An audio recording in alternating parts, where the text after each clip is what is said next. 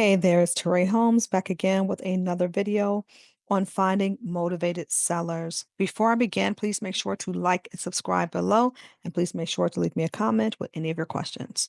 All right, so we are going to look at Miami-Dade today for our demonstration because Miami just has a lot of properties within that county, and we are going to filter. And we're looking for some very specific things because what we're doing again today is we're stacking our motivations. So that means that the person has multiple reasons why they would want to sell. All right, so the first thing we're going to look at today, we're going to go to property details. We're going to choose residential, single family, and then we're going to choose all of the multis. Then we're going to go to MLS, and this is where the motivation starts to come in. This property, we're going to say is on the market. Yes, it's on the market for sale. And then the next thing is it's been on the market for quite some time. So this property we're going to say has been on the market for at least 100 days or more. Okay. Then we're going to say our next motivation, owner information. We're going to say that the property is vacant. Yes. So we're at 6,400. That takes us down to 322. We're going to say number of years owned is 3. That takes us down to 113. We're going to say the type of owner is an individual. Takes us down to 56. And then the next motivation is that this property is free and clear, meaning that they don't have a mortgage on it. So let's go down. Let's go to mortgages. And we're going to say open mortgage balance. The max or the minimum we're going to say is 0. And that takes us to that leaves us at 56 properties. So all 56 of these properties have a couple of motivations. Number one, it's on the market. Number two, it's been on the market for over 100 days. Number three is vacant. And number four, it's owned free and clear. So when we click here, you can see, and some of these properties are pretty pricey. They're in the millions. So you can also filter that out so that you're very specific about the estimated value of the properties you're looking for.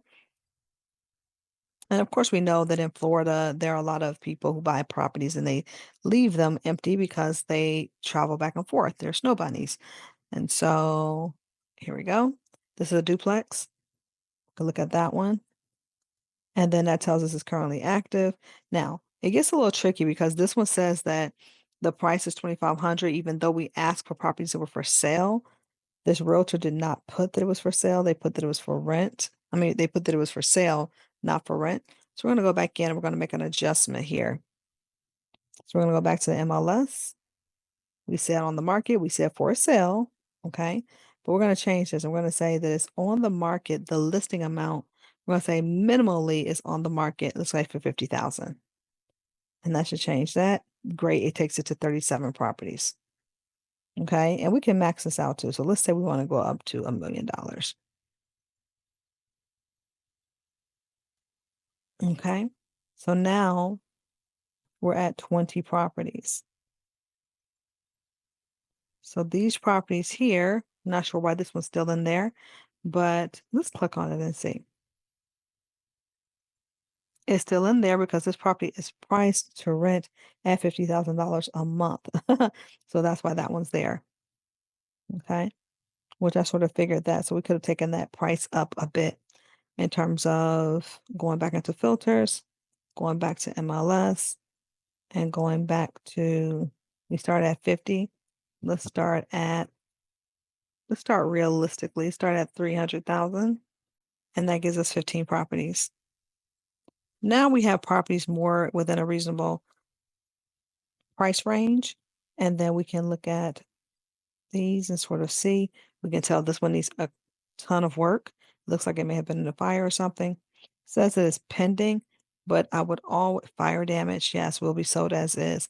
So I would always reach out because it says it was on the market for over 381 days. So you never know if it actually went through or not. And what I love about this is that it gives you the agent's name, number, and email address to reach out to them. So hopefully this helped today.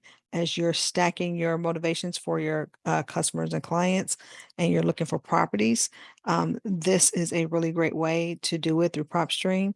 So if you have questions, please leave them below and please be sure to like and subscribe. Thanks so much.